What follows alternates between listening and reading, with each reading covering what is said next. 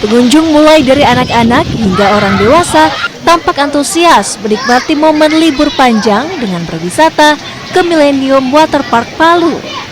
Berada di tengah kota Palu membuat destinasi wisata air ini menjadi favorit untuk dikunjungi. Pengunjung yang datang tidak hanya dari kota Palu, beberapa daerah yang terdekat seperti dari Kabupaten Pasangkayu, Sulawesi Barat. Mereka datang bersama keluarga dan rekan untuk menikmati wahana air Millennium Waterpark. Sarudu, Pasangkayu iya. Berarti dari Pasangkayu memang sengaja. Iya. Kalau di sini ya yang pertama wahananya bagus tuh, banyak pilihan. Ada untuk bayi juga, untuk orang dewasa. Jadi anak-anak itu bisa bebas berekspresi. Ya. Wahana wisata air kerap menjadi pilihan untuk bersantai, tak kenal dewasa atau anak-anak. Semua tampak menikmati hari libur di Millennium Waterpark.